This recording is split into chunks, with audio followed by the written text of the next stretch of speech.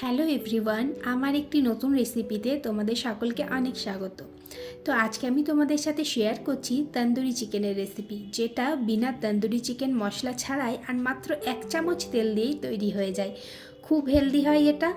তো এই তন্দুরি চিকেন বানাবার জন্য আমি এখানে কয়েক কোয়া রসুন নিয়েছি, আর এখানে দিয়ে দিয়েছি হাফ পেঁয়াজ, 1 চা চামচ আদা বাটা দিয়েছি। তোমরা গোটা আদা দিতে চাইলে হাফ ইঞ্চি আদা দিয়ে দেবে। এরপর ধনে পাতা, পুদিনা পাতা ও একটা কাঁচা লঙ্কা আর একটু জল দিয়ে এটার একটা মিহি পেস্ট আমি তৈরি করে নেব। দেখো এদিকে পেস্টটা তৈরি হয়ে গেছে। পেস্টটা কিন্তু খুব পাতলা করলে হবে না।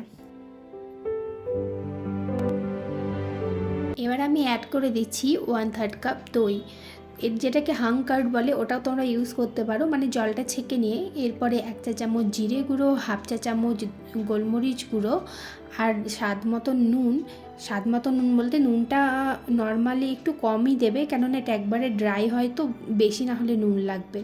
আর দিয়ে দিয়েছিলাম 1 চামচ তেল, দিয়ে ভালো করে সমস্ত কিছুকে ফেটিয়ে নিয়েছি। এবার এখানে আমি অ্যাড করে দিলাম 4টে চিকেনের লেগ পিস। তোমরা এটা এমনি নর্মাল পিসেও করতে পারো। এবার এই সমস্ত কিছু মশলা দিয়ে চিকেনটাকে খুব ভালো করে আমি ম্যারিনেট করে রাখবো।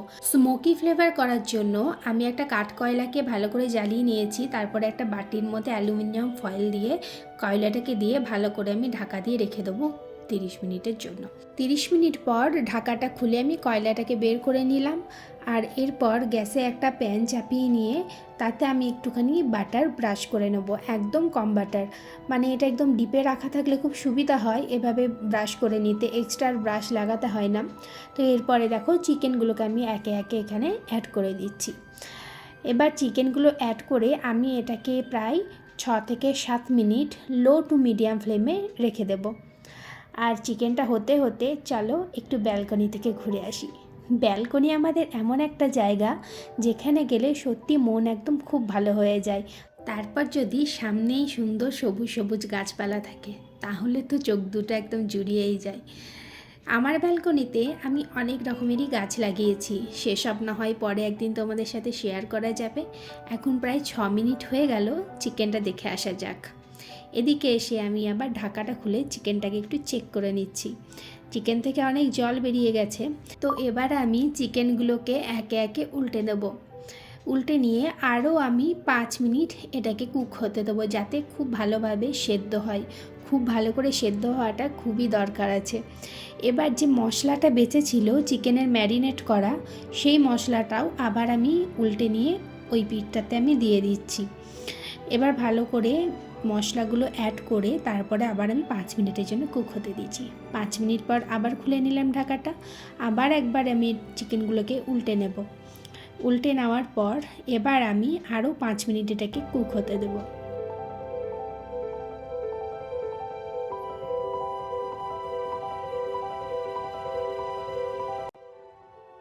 এখানে দেখতেই পাচ্ছ চিকেনটা একদম ড্রাই হয়ে এসেছে।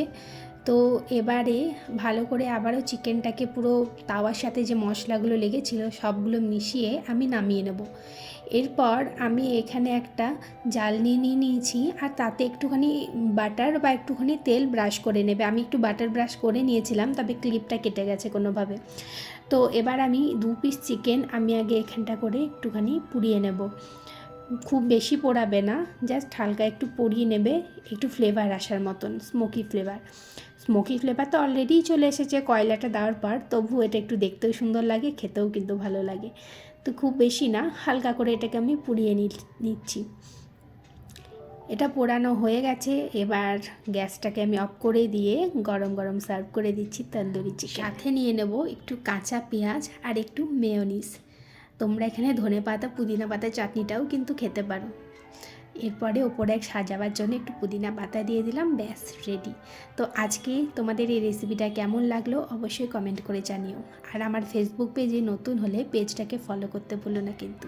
আবার দেখা হবে অন্য কোনো এক ভিডিওতে।